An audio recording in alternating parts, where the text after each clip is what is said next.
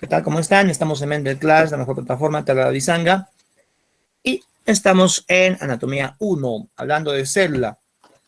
Ya habíamos discutido el citoesqueleto y estábamos mencionando al sistema de endomembranas, que tenía como principales componentes al retículo endoplasmático y al aparato de Golgi, que es básicamente lo que considera la UNSA. La UNSA considera el retículo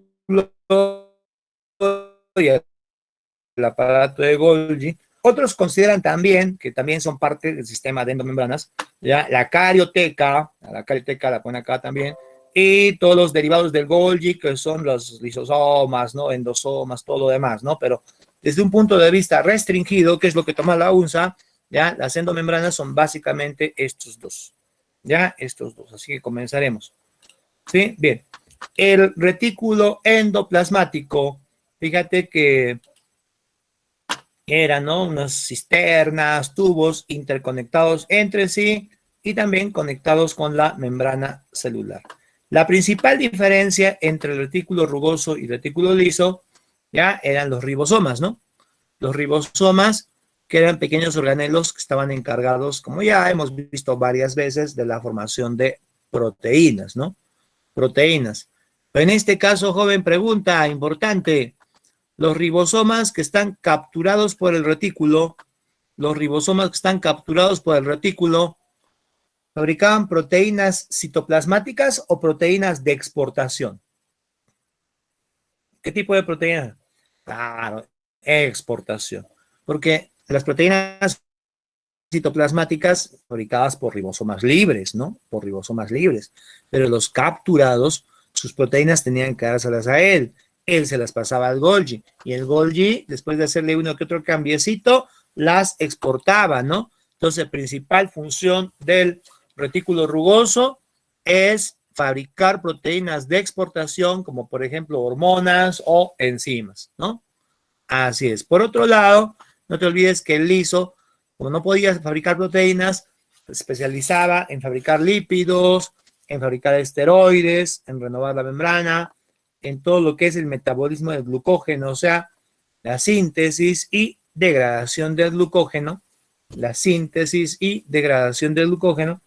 almacenar calcio, detoxificación. Y habíamos quedado en que el liso era mil oficios, ¿no? Ya, como no había podido fabricar proteínas, entonces ponía a hacer todo lo demás, incluyendo cosas más extrañas como almacenar calcio, detoxificar el glucógeno, para que veas, ¿ah? Ya, bueno, entre los dos le dan sus productos al aparato de Golgi, con lo cual también lo conforman. Por eso se dice que entre ambos originan o formarían el aparato de Golgi. El aparato de Golgi, ¿correcto? Bien, ¿qué más tenemos? ¿Qué más? A ver, ya, no te olvides, por favor, que el retículo rugoso tiene un poquito más de proteína que una membrana normal. Una membrana normal son 60% de proteína. En el rugoso hay 70% de proteína y 30% de lípido. ¿Ya? ¿Qué más? Bueno, ahí está. A ver, ¿cuál era la pregunta acá? La pregunta, ¿cuál es la función de la riboforina? ¿Cuál es la función de la riboforina? Claro, unir el ribosoma al retículo rugoso, ¿de dónde la agarra? De su parte grande, ¿no? De la subunidad mayor, ahí lo agarra la riboforina, ¿no? Mira, la riboforina es la proteína que está pegando el ribosoma al retículo. Así es, de la subunidad mayor, Otra cosita importante, a ver, dígame, ¿cuáles son las... son 4 estructuras, pero dígame usted dos estructuras formadas por el retículo rugoso. El rugoso origina 4 cosas. De esas 4 cosas, dígame usted 2. Golgi, muy bien. El liso también, ya está. Peroxisomas y carioteca, excelente, ya me dijo los 4, así es, muy bien. Sí, el rugoso origina al liso, al Golgi, a los peroxisomas y a la carioteca, ¿ya? ¿Sí? Como le dije, últimos estudios nos dicen que los peroxisomas se originan de otros peroxisomas, o sea que no los forma el rugoso. Últimos estudios. Pero la UNSA sigue poniendo que los peroxisomas se originan del rugoso, así que nosotros lo vamos a considerar también así. ¿Ya? Muy bien. Listo. Entonces, continuemos. Ajá. El rugoso de las glándulas, cuando estaba muy desarrollado, se llamaba ergastoplasma. El rugoso, entonces, puede tomarse como sinónimo de retículo rugoso ergastoplasma, ¿sí? Y el ergastoplasma estaba muy desarrollado en las células del páncreas. Pregunta, ¿conoce usted otro lugar más donde haya abundante retículo rugoso? ¿Conoce usted otro lugar? Sí, tiroides, muy bien. Otra, ya está, tiroides, correcto. Las células hepáticas, ya. ¿Y cuál es el ejemplo medio chafa de la UNSA? El que siempre pone, pero no sé, hasta ahorita a mí no me convence. Claro, las glándulas sebáceas, ¿no? Células hepáticas, glándulas sebáceas. En lugar de las glándulas sebáceas hubiera puesto neuronas, P. Las neuronas también tienen buena cantidad de retículo rugoso. ¿Ya? No sé qué hacen ahí las glándulas sebáceas, pero bueno, en fin, la UNSA la ha puesto como ejemplo, habrá que respetar. Pregunta, ¿cómo se llama el retículo rugoso en las neuronas? ¿Cómo se llama el retículo rugoso en las neuronas? Así es, gránulos de Nissl. Gránulos de Nissl o sustancia tigroide. Gránulos de Nissl o sustancia tigroide. ¿Ya? Porque la neurona no solo produce, bueno, los neurotransmisores, pero no solo produce neurotransmisores, ¿no? Hay un montón de sustancias, factores de crecimiento que mantienen vivas a las otras neuronas y también mantienen vivos a los músculos. Cuando un músculo se denerva o se desnerva, es decir, se cortan las conexiones nerviosas que tiene, el músculo comienza a atrofiarse. ¿Por qué? Porque mientras la neurona le esté haciendo funcionar, también le manda ciertos factores que lo mantienen vivo. ¿Ya? Entonces, supongo que por esa razón podría ser. Bien. ¿Qué más? Ajá. Vamos con el retículo liso, entonces. Creo que hasta aquí llegamos, ¿no? Sí, creo que hasta aquí les había conversado ya algo, ¿ya? Porque a partir de acá ya tenemos que ir con calma, ¿no? El retículo liso, en primer lugar, nada que ver con las proteínas porque no tiene ribosomas, ¿sí? Pero entonces él se va a especializar en los lípidos. Lípidos como, por ejemplo, los fosfolípidos. Los fosfolípidos. A ver, dame un ejemplo de fosfolípido. Tú eres un tigre, dame un ejemplo de fosfolípido. No, colesterol no. El colesterol no es fosfolípido. Está en la otra categoría de los esteroles. ¿Ya? Los fosfolípidos serían, ¿quieren los sencillos o los complicados? Porque los fosfolípidos sencillos son los fosfoglicéridos. Como por ejemplo, lecitina y cefalina, que son los principales, ¿no? Los fosfoglicéridos. ¿Ya? Pero también hay fosfolípidos que son más complicados, ¿no? Los esfingofosfolípidos.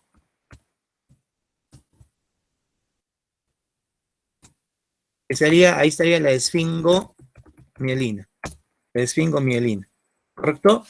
Incluso había una pregunta un poquito ahí complicada que usted, nuevamente te vuelvo a preguntar, ¿te acuerdas de qué estaba hecha la ceramida? ¿Te acuerdas de qué estaba hecha la ceramida? Que era una cera, pero era especial porque tenía un alcohol de esfingosina. Claro, la esfingosina con el ácido graso. La esfingosina con el ácido graso. ¿Sí? Así es, la esfingosina con el ácido graso. Y esa ceramida, esfingosina con ácido graso, era la base de lo que en bioquímica se llaman los esfingolípidos, que incluye a la esfingomielina, ¿ya? Que sería el fosfoesfingolípido, y también a los glucolípidos, cerebróseos, ganglióseos, ¿no? Pero bueno, creo que era para recordar un poquito, ya recordamos, así que, a ver, continuemos. Entonces, el liso fabrica fosfolípidos. El liso fabrica fosfolípidos, ¿ya? Y esos fosfolípidos, pues, van a formar la membrana, la bicapa lipídica. Entonces, cuando el liso fabrica fosfolípidos, ya también participaría en la renovación de la membrana. Esos fosfolípidos van a servir para la renovación de la membrana, ¿ya? ¿Sí? Ahora, el liso también fabrica esteroides. De repente a eso se refería el compañero, ¿no? ¿Ya? El liso fabrica también esteroides, como por ejemplo el colesterol, como por ejemplo las hormonas sexuales, ¿ya? Mira, aquí, por ejemplo, las células de Leydig que están en tu testículo y fabrican testosterona, mira cómo son, ¿no? Todos estos tubitos que estás viendo son el retículo liso, tiene harto retículo liso. Supongo que pues, esta célula de Leydig está fabricando todo el día testosterona, ¿no? ¿Ya ves? Bien, entonces, la principal función del liso, lípidos, ya sean fosfolípidos, ¿no? Colesterol, hormonas esteroides, ¿ya? Pero también hacen otras cosas como ya dijimos, ¿no? Por ejemplo, la detoxificación. El liso se encarga de eliminar sustancias tóxicas, como por ejemplo el trago, ¿no? Mira, ¿ya? O de repente los medicamentos. Medicamentos al final de ejercer su acción tienen que ser procesados y eliminados. Y claro, se procesan y eliminan principalmente en el retículo liso, ¿ya? Y también pesticidas, algún veneno, ¿no? Ahora, la detoxificación se realiza junto con los peroxisomas. O sea, los peroxisomas también realizan detoxificación. ¿Ya? ¿Qué otra cosa? La principal detoxificación se da gracias a un mecanismo de oxidación. No es el único, ¿ya? Pero bueno, es el principal. Y se da gracias a un conjunto de enzimas, un complejo de enzimas llamado en conjunto citocromo P450. Citocromo P450, ¿ya? Son las enzimas que están en el retículo liso y que se encargan de oxidar las sustancias tóxicas para la detoxificación, ¿ya?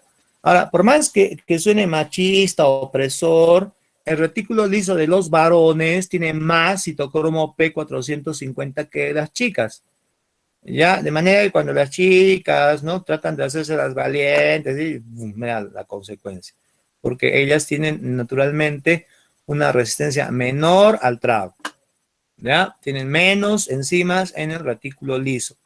Lo mismo que los orientales.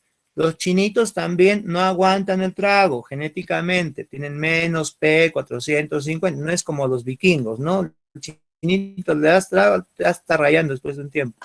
Ya no sientan mal, es por una cuestión natural que hay, ¿sí? Hay menos tolerancia al alcohol porque hay una cantidad de enzimas menor en su retículo liso, ¿ya? Bien, no puede haber excepciones, claro, ¿no? Pero en general es así, ¿ya? ¿Qué más? Ya, ¿sí? ¿Está bien? Qué raro que nadie compara, en fin. Ya, sigamos. También el liso se encarga del metabolismo del glucógeno. El metabolismo del glucógeno. A ver, todos creo que... ¿Tú has visto algún...? A mejor ahí no me lo dejo, ¿ya? El glucógeno. La síntesis y degradación del glucógeno también en el retículo liso. Y por último, una función muy interesante, que el retículo liso se encarga de almacenar calcio en las células del músculo estriado. El retículo liso almacena calcio en las células del músculo estriado. Cuando el retículo liso realiza esta función tan especializada, ya se le da el nombre de retículo sarcoplasmático. Justamente sarco significa carne. Retículo sarcoplasmático, ¿ya? ¿Y para qué lo hace? Para que la contracción sea más rápida, ¿correcto? Porque para la contracción necesitamos calcio. Entonces, si el calcio ya está guardado de antemano, pues lo puedes liberar de golpe, logras una buena concentración de calcio en poco tiempo y la contracción es rápida. Si no hubiera retículo sarcoplasmático, tendríamos que esperar a que el calcio entre con tanta paciencia y la contracción sería lenta, ¿ya? Sí, a ver, ¿se entiende? Confirma, ¿se entiende entonces la ventaja de tener un retículo sarcoplasmático? Sí. Ah, está muy bien. Chévere. Lo tenemos entonces. Bien, eso sería el retículo liso. Entonces, ahora revisemos el aparato de Golgi. Del aparato de Golgi, ¿qué detallitos tenemos que fijarnos para tu examen? ¿No? En primer lugar, que la UNSA considera que el aparato de Golgi, su unidad básica es el sáculo, o sea, cada uno de los bolsitos, ¿no es cierto? Sí, el sáculo. Y si juntas de 3 a 7 sáculos, todo el paquete de sáculos se llama dictiosoma. Dictiosoma. Ya, te lo menciono porque la UNSA considera esto. Los demás autores consideran que la unidad es el dictiosoma, ¿no? Pero bueno, vamos a considerar que la unidad básica es el sáculo. Que todo el paquete se llama dictiosoma y que si una célula tiene varios dictiosomas, todos los dictiosomas en conjunto de toda la célula forman el aparato o complejo de Golgi. El aparato complejo de Golgi, ¿ya? Que básicamente, como dijimos al inicio, ya se encarga de, ¿no?, recibir los productos del retículo, tanto liso como rugoso, de hacerles modificaciones, de empaquetarlos, de marcarlos y de distribuirlos. Él era el distribuidor. El distribuidor. ¿Ya? Muy bien. Entonces, sin embargo, no sé, creo que no le gusta que le veas, mira, esta cara de acá, la cara cis, es por donde recibe los productos, caleta nomás. Mira, el retículo le pasa sus productos y él los recibe aquí en esta cara media oculta, en la cara cis. Entonces, la cara cis tiene las vesículas que traen el producto, es decir, las vesículas de transición. Ya, mira, la cara cis presenta las vesículas de transición. Están llevando el producto del retículo al Golgi. Él lo procesa y después ya nos muestra, ese sí no la oculta, su cara trans. Ya, esto sí está para afuera. Ya, la que tiene las vesículas de secreción. Las vesículas de secreción. Ya, entonces, cara cis, vesículas de transición, y la cara trans con las vesículas de secreción que ya botan el producto hacia afuera. ¿Correcto? Ya, muy bien. La principal función del aparato de Golgi, lógicamente, es la secreción. ¿Ya? Es la secreción. ¿Sí? Pero ¿qué pasa cuando los productos pasan por el aparato de Golgi? Lógicamente hay modificaciones. Hay modificaciones que son como marcas que nos van a designar hacia dónde se van a ir esos productos. ¿Ya? Ahora, ¿cómo marca el Golgi? Principalmente mediante glucosilaciones. También mete sulfato, también sulfataciones, pero es una cuestión secundaria, ¿no? Aquí el Golgi principalmente te mete azúcares, ¿ya? Azúcares, ¿no? Glucosilaciones. Glucosilaciones, de manera que modifica, o si no, convierte las proteínas en glucoproteínas, glucolípidos, como dice acá, les otorga sus oligosacáridos definitivos, ¿sí? Entonces, mira, cuando van pasando por las vesículas del Golgi, ¿no?, a las cadenas de proteína o de lípido, le va aumentando azúcares. Le va aumentando azúcares mediante glucosilaciones. Como te digo, estos azúcares aumentados funcionan muchas veces como marca que va a designar su destino final. Es como poner un sello, ¡pac! Este va a los lisosomas, este va a la membrana, este va para afuera, ¿ya? Por ejemplo, cuando al producto, a la proteína, se le pone una marca de manosa 6-fosfato, cuando le meten una marca de manosa 6-fosfato, esa proteína va a terminar formando parte de los lisosomas. ¿Ya? Bien, ¿por qué te menciono esta? Porque es la marca más sencilla. Hay otras marcas más complicadas que, bueno, no vendría al caso, pero más o menos la idea es esa. ¿Ya? El Golgi le pone una marca al producto y esa marca, esa señal, ¿no?, va a indicar dónde va a terminar. Para que veas, ¿ah? ¿Sí? No sé si te acuerdas de las células caliciformes. A ver, ¿qué hacían las células caliciformes? A ver, ¿de qué se encargan las células caliciformes? Ah, secretan moco, ¿no? Secretan moco. Justamente las células caliciformes, como ves acá, tienen enorme aparato de Golgi lleno de moco, ¿ya? Porque claro, ¿no? Mientras más secreten, mientras más se encarguen de la secreción, el Golgi está más desarrollado. ¿Ya? Y el moco, básicamente, recuerda que son glucoproteínas y proteoglicanos, ¿sí? Bueno, quería mencionártelo. ¿Qué más? Otras funciones del aparato de Golgi, aparte de empaquetar, marcar y secretar productos, ¿ya? Aparte de eso, el Golgi forma los lisosomas, ¿ya? Se encarga de la síntesis de las enzimas lisosómicas. El Golgi también forma el acrosoma. Mira, el espermatozoide tiene como un casquito acá, ¿correcto? El acrosoma, que en realidad contiene muchas enzimas digestivas. ¿Qué pensabas, que el espermatozoide iba a ir sin prepararse? Nada. Tiene acá su reserva. Cuando llegue al óvulo, hay unas cubiertas, pero él las va a disolver. con las enzimas de su acrosoma, ¿ya? Entonces el acrosoma es formado por el aparato de Golgi, ¿ya? El Golgi también ayuda, participa en la renovación y reciclaje de membranas, ¿ya? En la renovación y reciclaje de membranas. Mira, en la renovación de membranas participa el liso, ¿no? Porque el liso fabricaba los fosfolípidos, ¿sí? ¿Ya? Pero el Golgi, esos fosfolípidos, él los coloca. Porque mira, cada vez que el Golgi manda una vesícula de secreción, al final la membrana de la vesícula que viene en el Golgi va a terminar formando parte de la membrana celular, como ves, ¿no? Entonces, en ese sentido, él está renovando la membrana, ¿ya? Renovando la membrana. Él hizo porque fabrica los lípidos, ¿ya? Pero él porque coloca los lípidos en la membrana, para que veas, ¿eh? Entonces, hay dos que participan en la renovación de membranas, el liso y el Golgi, ¿ya? Y por último, el Golgi también forma la cubierta celular. O sea, en células animales forma el glucocálix, porque mira, cuando hace esto también coloca los carbohidratos de superficie. Porque la cara interna del Golgi al final se va a convertir en la cara externa de la membrana. Y como aquí había carbohidratos, él es el que va a colocar los carbohidratos acá. Entonces, poco a poco va formando el glucocálix, que estaba formado por carbohidratos, como te recuerdas. Y también, como ves aquí, va a formar al menos la primera parte de la pared celular en los vegetales. Mira, en la división de los vegetales, como los Golgis comienzan a botar, botan, por una placa celular y después la primera parte de la pared. La primera parte de la pared. ¿Correcto? Bien.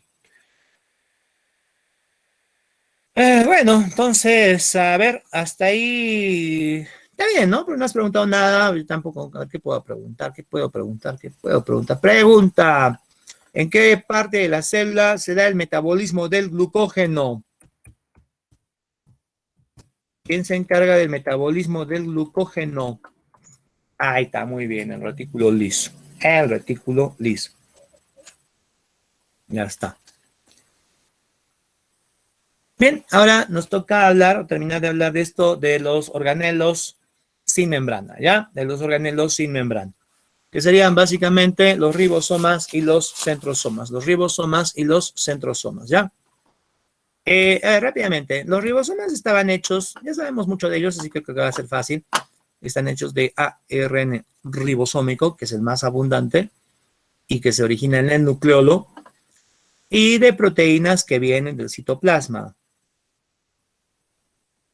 ¿Cómo se llama el ejemplo que dio las glucosilaciones? La marca, el ejemplo de las glucosilaciones. Ya, marca era, cuando la marca es de manosa 6-fosfato, eso se traducía como que el producto iba a llegar a los lisosomas, ya, a los lisosomas, ¿sí?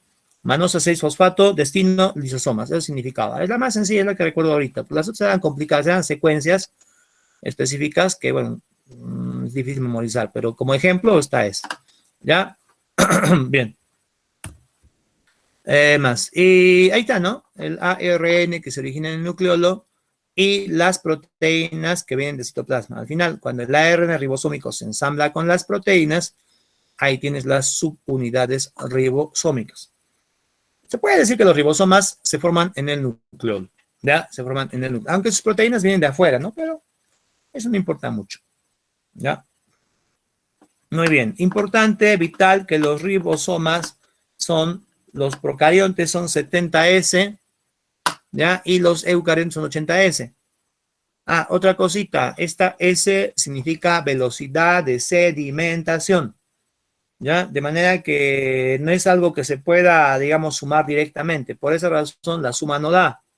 Mira, cuando las unidades del ribosoma procarionte están separadas, por separados te tienen una velocidad de 50 y 30, pero juntos solo 70. Igual aquí, en el ribosoma EU, la velocidad de sedimentación de sus subunidades es 60 y 40, la mayor y la menor, pero juntas 80. ¿Sí? Bien, entonces usted tiene que hacer un pequeño esfuerzo en memorizar acá los valores. ¿Ya? Que los ribosomas procariontes, los chiquitos 70S, sus subunidades son 50 y 30. 50 y 30. ¿Ya? Y los ribosomas eucariontes tipo 80S, sus subunidades por separado son 60 y 40. 60 y 40, ¿ya? Bien, y los que al inicio se pensó que eran ribosomas procariontes, o sea, los ribosomas de las mitocondrias y de los cloroplastos, ¿ya? En realidad no son 70S, no son más chiquitos. Los mitorribosomas o ribosomas de las mitocondrias y los plastoribosomas, ribosomas de los cloroplastos, que en un principio se pensó que eran 70S y algunos libros siguen poniendo 70S, en realidad habían sido más chiquitos, eran 55S. Ojito con el detalle, después no te va a estar quejando, ¿ah? Ya, no te va a estar quejando. Los ribosomas de mitocondrias y de cloroplastos son más chiquitos, son 55S, ¿ya? Bien, listo. Ajá. Allá, las unidades también se mantienen unidas por magnesio, ¿no? Las unidades se unen por cargas eléctricas y se separan cuando disminuye el magnesio. Por lo tanto, se cree que el magnesio tiene un papel importante en unir las subunidades de los ribosomas, ¿no? Los ribosomas libres fabricaban proteínas citoplasmáticas, o sea, proteínas que se iban a quedar en el citoplasma de la célula. Por ejemplo, la hemoglobina de los glóbulos rojos es fabricada por ribosomas libres. O ribosomas libres, ¿sí? Que cuando fabrican proteína contents parecen unos pitujos. Ya agarran una cadena de ARN mensajero y todos comienzan a leerla a la vez, de manera que cada uno saca su cadena de proteína. Mira, acá ribosoma con su cadenita, ribosoma con su cadena. Entonces, este es un polisoma. Este es un polisoma o un polirribosoma. Un conjunto de ribosomas que están trabajando, todos leyendo a una cadena o a un helicoide de ARN mensajero. Entonces, ¿cuáles son los componentes de un polisoma? Los ribosomas y la cadena de ARN mensajero, o que le llaman también helicoide de ARN mensajero, que está siendo leído. Ojito, ¿ya? Entonces, parte del polisoma es la cadena de ARN mensajero, ¿sí? Hay también otro polisoma.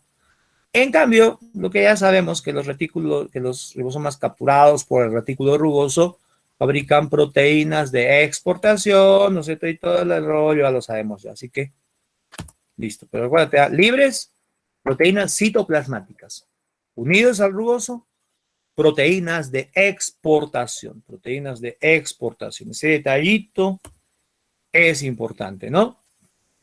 Bueno, ya se sabe que la función de los ribosomas es síntesis de proteínas, así que ya no vamos a profundizar mucho en eso, ¿sí?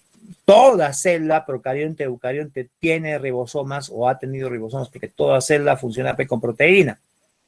Sin embargo, en nuestro cuerpo algunas células ya no tienen ribosomas porque los han perdido, porque ya no van a vivir tanto, pues, suficiente con la proteína que tienen y hasta que les dure. Pregunta, ¿qué células de tu cuerpo no tienen ya ribosomas? No porque nunca los hayan tenido, sino porque los han perdido porque ya no piensan vivir mucho. Respuesta, los glóbulos rojos y los espermatozoides. Claro, el espermatozoide para los 3 días que le quedan, ¿sí? Y el glóbulo rojo, bueno, ya tiene la hemoglobina, hasta que le dure. ¿Cuánto le va a durar? 120 días. Ya ves, en 120 días sus proteínas, sus enzimas del glóbulo rojo se van a desgastar. Y bueno, ya será eliminado, ¿no? Pero ya no necesita ribosomas. ¿Se entiende la lógica, no? ¿Sí? Tanto espermatozoides como glóbulos rojos ya no requieren nueva proteína, entonces ya para qué van a necesitar ribosomas, ¿no? Bien. Continuemos.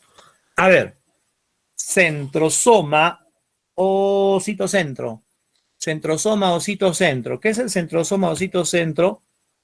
Ya es, bueno, es donde están los centriolos. De aquí, del centrosoma o citocentro, lo más conocido son los centriolos. Ya, pero en realidad toda la estructura se llama centrosoma o citocentro, no solo centriolo. Vean, el citocentro, en primer lugar, como dice aquí, está en células animales y protozoarios, no está en vegetales. ¿Ya? ¿Por qué se llama centrosoma? Porque normalmente está justo en el centro de la célula. Está en el centro de la célula y de ahí parten los microtúbulos hacia toda la célula. ¿Ya? O sea, es el origen de los microtúbulos. Lo importante del centrosoma o citocentro, que es el origen de los microtúbulos y suele estar justo en medio de la célula. ¿Ya? Ni siquiera el núcleo está en el medio, el núcleo está acostadito, él está en el medio. ¿Ya? Bien. Partes del centrosoma, primero, los más conocidos, los centriolos. Todos han escuchado de los centriolos, ¿no? ¿Sí? Pero toda la estructura se llama centrosoma. Los centriolos. Los centriolos suelen estar de dos en dos, ¿ya? Entonces, esta parejita de dos centriolos, donde están formando 90 grados, se llama diplosoma. Los dos centriolos forman el diplosoma, ¿sí? ¿Qué más? Alrededor hay como una gelatinita que es el verdadero origen de los microtúbulos. Los túbulos tienen tubulina alfa y beta. Aquí en esta cosita, en esta gelatinita que hay alrededor, hay una tubulina gamma que funciona como origen de microtúbulos, ¿no? Por eso te decía que esta cosa es el origen, el centro organizador de microtúbulos, así le dicen. ¿Ya? Bueno, entonces esta cosa se llama centrósfera o material pericentriolar, es coloide denso y es el verdadero origen o organizador de microtúbulos. ¿Ya? Y por último tenemos que estas fibritas que están saliendo como chascositas hacia afuera, se llaman fibras de Laster, que simplemente son microtúbulos libres, ¿no? Microtúbulos libres formando las fibras del Aster. ¿Ya? Bien, listo. Y si no me crees, ahí está la foto. Mira, estos son los centriolos formando el diplosoma, alrededor el material pericentriolar y de ahí parten las fibras del Aster. ¿Ya? Fibras del Aster. Bien. Claro, coloide denso, ¿no? Hay más. Ahí está el detalle de cómo se ensamblan los microtúbulos, tubulinas alfa y beta, ¿no es cierto? Bien. ¿Cómo están cómo 27 microtúbulos se organizan para dar un centriolo? Mira, el centriolo entonces está hecho de, como tú ya sabes, de 9 tripletos, ¿no? O sea, de 9 grupitos de 3, ¿sí? Una estructura que llaman 9 3 más 0. 9 3 más 0. Ya hemos hablado de citoesqueleto, entonces usted ya sabe, ¿no? Que el centriolo, ¿no? Puede convertirse también en cuerpo basal. ¿Qué es el cuerpo basal? Es el origen de un cilio o de un flagelo. Centriolos y cuerpos basales tienen la misma estructura. Cuerpos basales son los orígenes de un cilio o de un flagelo.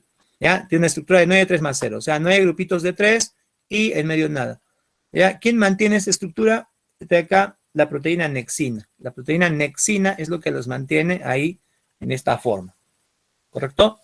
Muy bien, ¿no? En cambio, en un, bueno, cuerpo basal era igualito que un centriolo y originaba a los cilios y los flagelos.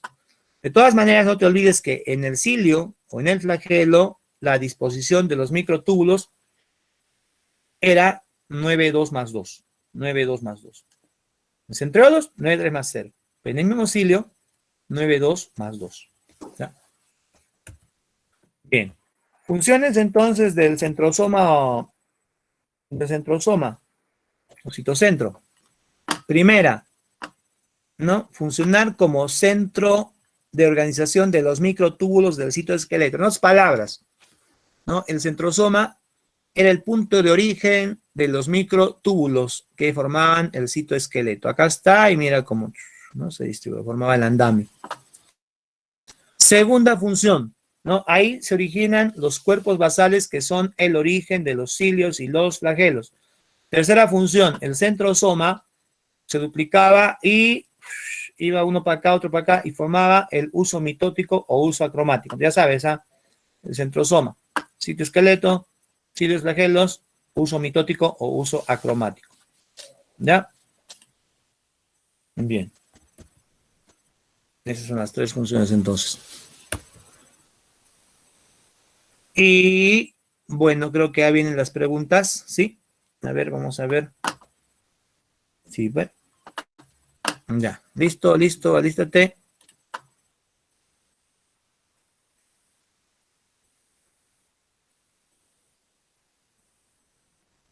¿Dónde está?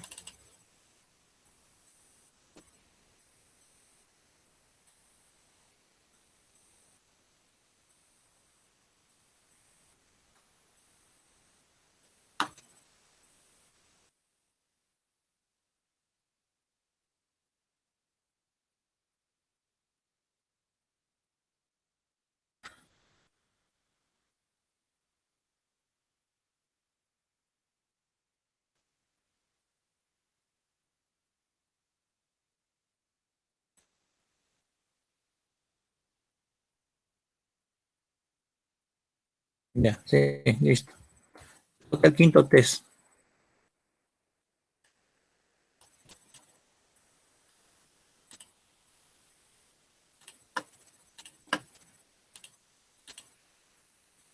¿Ya? ¿Ya está? Sí, durante la división celular es el uso mitótico o uso acromático, ¿ya? Durante la división celular el uso mitótico. ¿Sí? ¿Listo? Bien, va la primera pregunta. A ver, uno. Primera pregunta.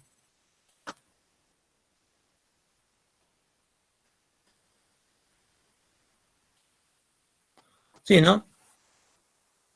Ah, según se pronuncia. Bueno, ya. Cuando una serie de cálculos se apila, forma una.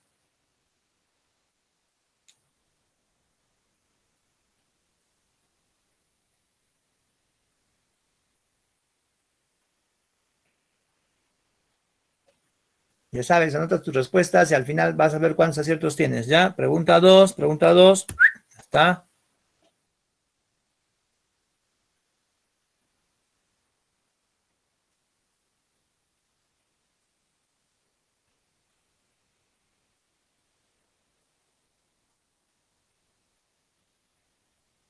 Pregunta 3, pregunta. Ah, no, todavía no.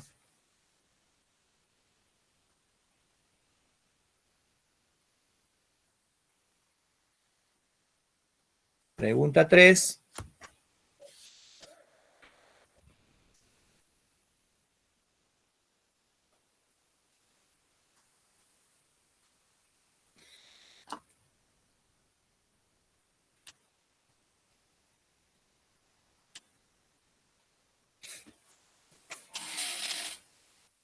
Pregunta 4.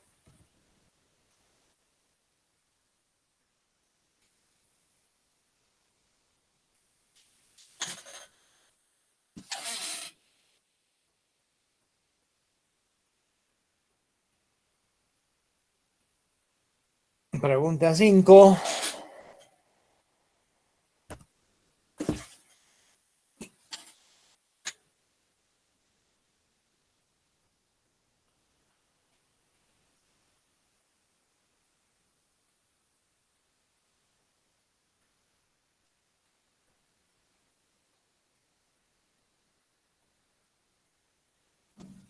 Pregunta 6.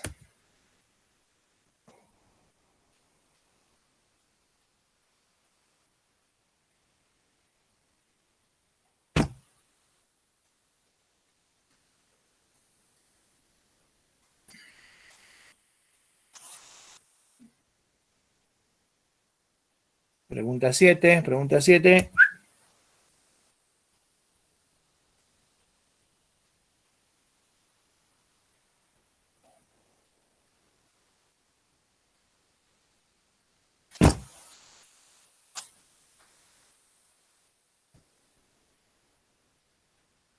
Pregunta 8.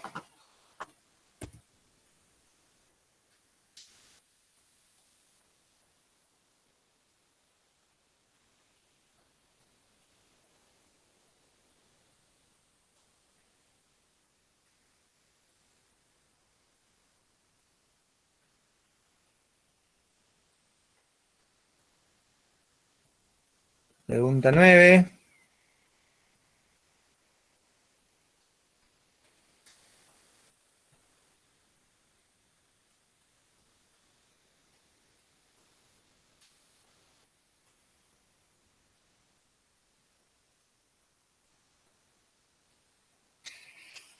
Pregunta 10.